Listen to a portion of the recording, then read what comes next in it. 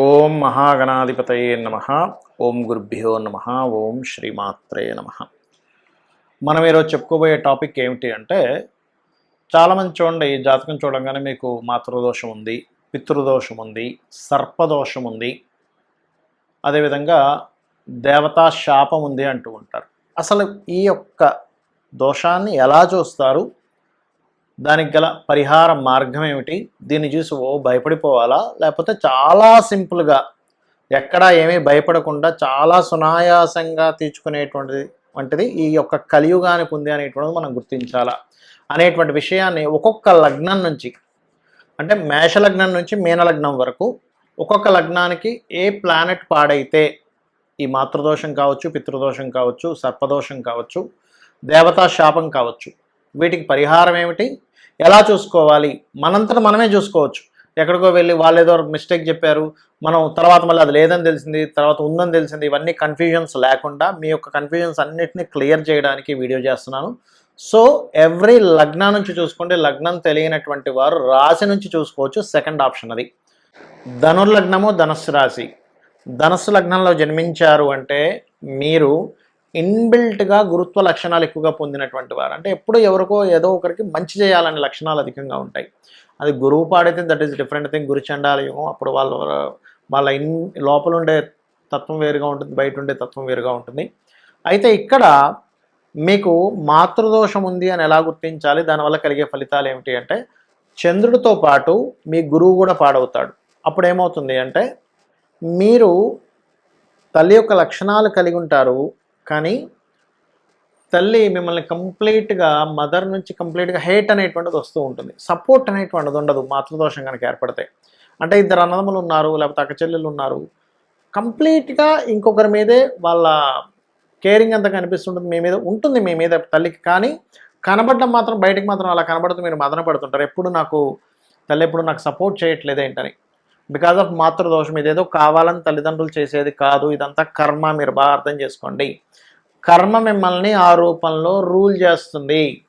It's very clear. ఇది బాగా అర్థం చేసుకోండి.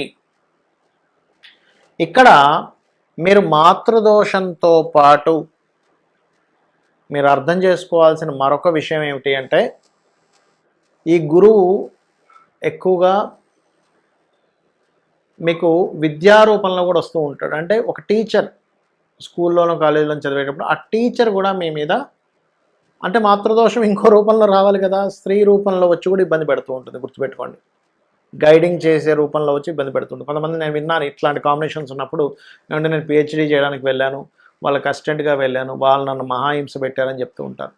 మరి పితృదోషం ఎలా ఏర్పడుతుంది? వీళ్ళకి సహజంగానే 9th లార్డ్ రవి అవుతాడు, పితృకారకుడు కూడా రవి అవుతాడు. అయితే ఇక్కడ రవి కుజులు ఇద్దరూ గనక పూర్తిగా పాడైతే పితృదోషంతో పాటు సర్పదోషం కూడా ఏర్పడుతుంది. అలాంటప్పుడు ఏమీ కంగారు పడకుండా మీరు చేయవలసింది ఏమిటంటే, రావి చుట్టూ ప్రదక్షిణాలు చేసుకుంటూ, సూర్య నమస్కారాలు చేసుకుంటూ, పితృదేవతల కోసమని స్వయం పాకం ఇచ్చినట్లయితే ఈ దోషం కంప్లీట్గా పోతుంది. ఏమి టెన్షన్ పడకండి. మరి ఈ పితృదోషం దేని మీద ఎఫెక్ట్ చూపిస్తుంది? ధనుర్లగ్నానికి చూసుకున్నట్లయితే తండ్రికి కలిసి రాకపోవడం వల్ల మీకు అతను చేయవలసింది చేయలేకపోతుంటాడు. ఇదంతా ఒక మాయ, ఒక కర్మ. గుర్తుపెట్టుకోండి. పాస్ట్ లైఫ్లో మీ తండ్రి మిమ్మల్ని బ్రహ్మాండంగా చూసుకున్న హైట్ చేశారు. ఈ లైఫ్లో ఏమవుతుంది, మీకు సపోర్ట్ చేయలేని స్థితిలోకి ఆయన వెళ్ళిపోతాడు. లేకపోతే ఆయనకు అన్నీ ఉన్నా కానీ మీకు సపోర్ట్ చేయడు. అట్లా వెళ్ళిపోతుంది. గుర్తుపెట్టుకోండి. మరి ఇదే లగ్నం వారికి దేవతా శాపం ఉన్నాయి. కుజ రవి రాహు శని గ్రహాలకే చేసుకోవాలి. సర్పదోషం కనుకుంటే ముఖ్యంగా ఈ ధనులగ్నం వారికి ఖచ్చితంగా మిస్క్యారేజ్ ఎక్కువగా అవుతాయి. అసలు అర్థం కాదు, అంతుపట్టదు. నేను చాలా జాతకాలు చూసాను. పంచమంలో రాహు ఉండి మిస్క్యారేజ్ అయ్యేటప్పుడు హాస్పిటల్కి వెళ్తే వాళ్ళ మొత్తం స్కానింగ్స్ అన్నీ బాగానే ఉన్నాయండి, ఎందుకు అవుతున్నాయి మిస్క్యారేజ్ అర్థం కాదు. ఎందుకు సంతానం కలగట్లేదు అర్థం కాదు. కలిగిన సంతానం నిలబడట్లేదు ఎందుకు అర్థం కాదు. అలాంటప్పుడు సింపుల్గా ఒక రెమెడీ ఉంటుంది. మీరు ఏం టెన్షన్ పడక్కర్లేదు. ఇదేమిటంటే, దుర్గానామాన్ని జపిస్తూ రావి చుట్టూ ప్రదక్షిణం చేయండి. ఖచ్చితంగా అమ్మవారి అనుగ్రహంతో సంతానం నిలబడుతుంది. అదేవిధంగా పితృదేవతల యొక్క అనుగ్రహం కూడా ఉండాలి కాబట్టి స్వయం పాకం కూడా ఇవ్వండి. ఖచ్చితంగా మీకు మీ లైఫ్ అనేటువంటిది మంచి. చాలామందికి వాళ్ళ జన్మజాతకం తెలియదు, కానీ సిమ్టమ్స్, వాళ్ళ లైఫ్లో కొన్ని సిమ్టమ్స్ని బట్టి నాకు ఈ మాతృదోషం ఉంది, పితృదోషం ఉంది అని కనిపెట్టచ్చు. అది ఎలాగా అంటే, ఉదాహరణకి మీకు మాతృదోషం ఉంది అని మీరు ఐడెంటిఫై చేయాలి, కానీ జాతకం లేదు, చిన్నప్పుడు రాయలేదు, రాసినా ఎక్కడో మిస్ అయింది. అప్పుడు తెలిసేది ఎలాగా అంటే, ఒకటి మాతృదోషం ఉన్నటువంటి వారికి మెంటల్లీ బాగా ఇబ్బంది పడుతూ ఉంటారు వాళ్ళు. అంటే ప్రతి చిన్న విషయానికి ఇబ్బంది పడిపోతూ ఉంటారు ప్రతిసారి. ఎందుకు? చంద్రమా మనసో జాతః అనేటువంటిది ఉంది మనకి శాస్త్రం, మన వేదాల్లో ఉంది. అంటే చంద్రుడు మనసుని రూల్ చేస్తుంటాడు, మనసుకి కారకుడు చంద్రుడు. వాళ్ళ జన్మజాతకంలో చంద్రుడు కనుక పాడయ్యాడంటే వాళ్ళ మానసిక స్థితి సరిగ్గా బాగోదు. మీ మానసిక స్థితి సరిగ్గా లేదు, లేదా మీ తల్లిగారు బాగా ఇబ్బంది పడుతున్నారు, తల్లిగారితో మీకు రిలేషన్స్ పాడయ్యాయి, తల్లి తరపు బంధువులతో కూడా మీకు అస్సలు బాగాలేదు, మీరు ఎంత తల్లిగారికి చేస్తున్నా తల్లిగారితో మీకు వ్యతిరేకత వస్తుంది, మిగతా పిల్లలందరితో బాగుంటున్నారు, తల్లిగారితో మీకు వ్యతిరేకత వస్తుంది. అంటే దీని అర్థం ఏమిటంటే, మీరు పాస్ట్ లైఫ్లో తల్లిగారికి సంబంధించినటువంటిది ఏదో దోషం చేశారు. అంటే తల్లి చక్కగా చూసుకుంటున్నా, తల్లిని ఏదో ఇవాళ రేపు మనం వీడియోలో చూస్తూ ఉంటాం, తల్లిని కొట్టినటువంటి కొడుకు వీడింత దుర్మార్గుడా అని చెప్పి యూట్యూబ్లో వస్తూ ఉంటుంది. అంటే ఏమిటి? వాడికి తెలియకుండా అజ్ఞానంలో పనిచేశాడు పాస్ట్ లైఫ్లో. నెక్స్ట్ జన్మలో సొంత తల్లితో వ్యతిరేకత ఎదుర్కొంటూ ఉంటాడు. దాన్ని మాతృదోషము అంటారు. అలాంటప్పుడు ఏం చేయాలి? ఈ జన్మలో కూడా దాని ఎఫెక్ట్ వస్తూ ఉంటుంది. అలాంటప్పుడు నేను పాస్ట్ లైఫ్లో చేసుకున్న కర్మ ఇది అని అర్థం చేసుకొని తల్లికి నమస్కారం చేసుకోవడం ముందుగా నేర్చుకోండి. మరి పితృదోషం అయితే, ఈ తల్లికి సంబంధించిన దోషం మాతృదోషం ఉన్నప్పుడు అన్నదానాలు ఎక్కువగా చేయండి, నదీ స్నానాలు ఎక్కువగా చేయండి. అదేవిధంగా ఎండాకాలం వచ్చినప్పుడు మనకి చలివేంద్రాలు పెడుతూ ఉంటారు, అటువంటివి ఎక్కువగా చేయండి. గోవుల్ని చక్కగా మీరు స్నానం చేయించండి, గోవులకి నీళ్లు పెట్టండి, పక్షులకి నీళ్లు పెట్టండి. ఇవన్నీ కూడా మాతృదోషాన్ని తొలగిస్తుంది. ఇంట్లో 1 డ్రాప్ కూడా వాటర్ వేస్ట్ అవ్వని ఇవ్వకండి. వాటర్ ఎంత సేవ్ చేస్తే మాతృదోషం, ఎందుకంటే ప్రకృతితో సంబంధం ఉంటుంది. మన దోషాలు, మన యోగాలన్నీ కూడా నేచర్తో సంబంధం కలిగి ఉంటుంది, గుర్తుపెట్టుకోండి. మరి పితృదోషం వస్తే ఎటువంటి సిమ్టమ్స్ ఉంటాయి? తండ్రి గారు బాధ్యత లేకుండా ఉండేటువంటి ఒక తండ్రి, లేదా తండ్రి చిన్న వయసులోనే చనిపోవడం. ముఖ్యంగా సింహరాశి పాడవుతుంది వాళ్ళకంటే, సింహరాశిలో పాపగ్రహాలు ఉంటాయి. ఆ పితృదోషం ఎప్పుడు పోతుందంటే, వారికి స్త్రీ సంతానం కలిగితే పితృదోషం పోతుందండి. ఇది ఒక అద్భుతమైన ఇది. స్త్రీ సంతానం కలిగింది, వీళ్ళు ఎప్పుడైతే కన్యాదానం చేసేటువంటి యోగ్యత పొందుతారో, ఎందుకంటే కన్యాదానం వల్ల పితృదోషం పోతుంది. మరి సరే, స్త్రీ సంతానం కలగలేదు, పురుష సంతానమే కలిగింది, కానీ తండ్రితో ఎటువంటిది మీరు అనుభవించలేదు, అంటే చిన్నప్పటి నుంచి కూడా తండ్రి బాధ్యత లేకుండా తిరిగారు, మీరే ఇల్లు చూసుకోవాల్సి వచ్చింది, లేదా తండ్రి ఎర్లీగా డెత్ అవుతారు కొంతమందికి, దురదృష్టవశాత్తు. పాపం చాలా ఘోరమైనటువంటి విషయం. అలాగే మరొక విషయం ఏంటంటే, తండ్రితో విభేదాలు ఉంటాయి కొంతమందికి.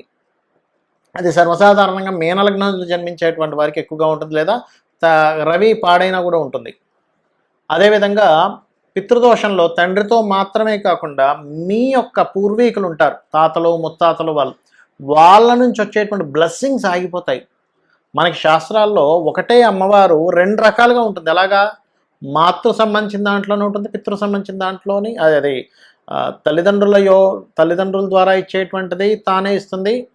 దేవతా సంబంధించిన అనుగ్రహము మరియు పితృదేవతా సంబంధించిన అనుగ్రహాన్ని ఇచ్చేటువంటిది కూడా అమ్మవారే అని చెప్పబడింది శాస్త్రంలో.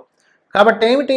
మీకు పితృదేవతా సంబంధంగా వచ్చేటువంటి అనుగ్రహం ఏదైతే ఉందో ఆగిపోయింది ఇక్కడ మీకు. అప్పుడు ఏం చేయాలి? సూర్య నమస్కారాలు ఎక్కువగా చేయాలి, ఆదిత్య హృదయ పఠనం చేయాలి, సూర్యుడికి అర్ఘ్యం వదులుతూ ఉండాలి. అప్పుడు కానీ మీకు పితృదోషం పోదు. అదేవిధంగా మీరు శని రాహు గ్రహాల దగ్గర దీపారాధన చేయాలి. ఇక సర్పదోషం మీకు వీలైతే కనుక, మీకు సర్పదోషం ఉందని అసలు ఎట్లా తెలుస్తుంది? మీకు లైఫ్లో చాలా అప్ అండ్ డౌన్స్ వస్తాయండి. పుట్టినప్పటి నుంచి పుట్టగానే అనారోగ్యం, సరే అక్కడ అయిపోయింది లైఫ్. చదువు దగ్గరికి వెళ్ళేసరికి చదువులో సరిగ్గా శ్రద్ధలు పెట్టలేకపోవడము, చదువు సరిగ్గా లేకపోవడం, ఇట్లాంటివన్నీ జరుగుతూ ఉంటాయి. సరే అక్కడ అయిపోయింది. ఉద్యోగం దగ్గరికి వచ్చేసరికి సెటిల్మెంట్ సరిగ్గా లేదు, అక్కడ అయింది. వివాహం చేసుకుందాం అనుకునేసరికి సరైనటువంటి భర్త లేదా సరైన భార్య రాలేదు అతనికి, ఆమెకు కావచ్చు అతనికి కావచ్చు. ఇన్ని అప్ అండ్ డౌన్స్ ఉంటాయి. ఎందుకు? సర్పములా వెంటాడుతుండే ఎప్పుడు ఏదో ఒక భయం.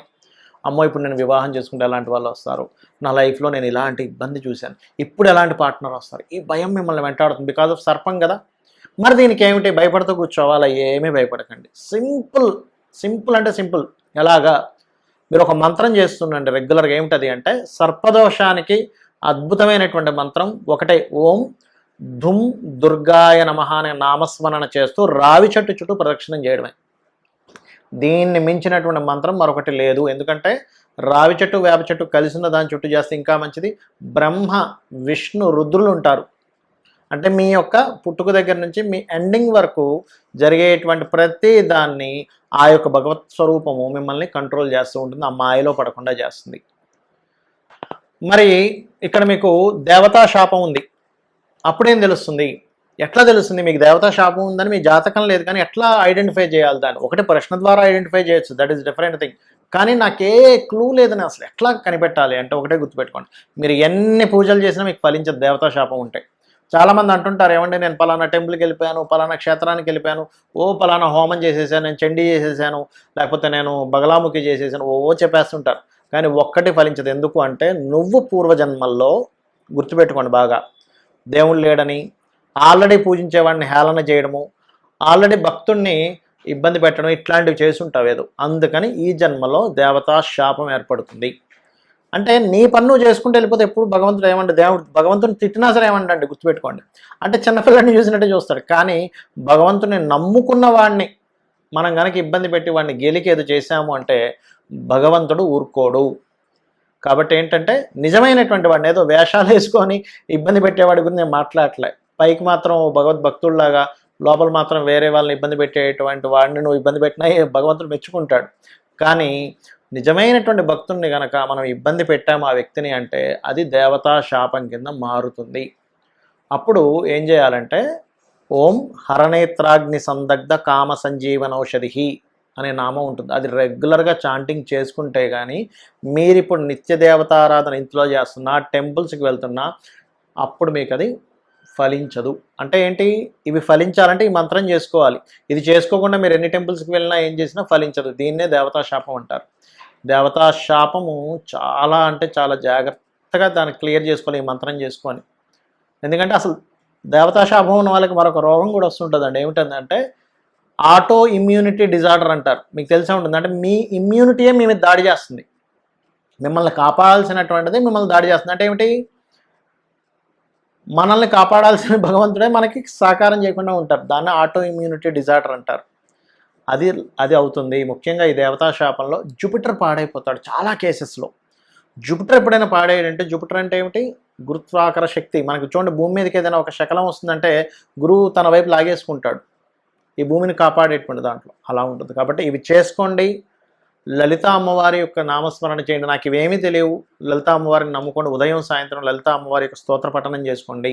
అమ్మ నాకు ఇవేమీ తెలియవు, పాపము పుణ్యము ఇవేమీ నాకు తెలియవు, నేను ఏదో అజ్ఞానంలో ఏదో చేస్తుంటాను, కానీ నా జన్మ ఇప్పుడు నేను మారడానికి నీ పాదాలు పట్టుకున్నాను, నేను నిన్నే నమ్ముకుంటున్నా, నువ్వు తప్ప నాకు మరొక ఇది లేదనుకోని మీ పని మీరు ధర్మంగా చేసుకుంటూ పోండి. ఖచ్చితంగా మీరు విజయాన్ని పొందుతారు. శ్రీమాత్రే నమః.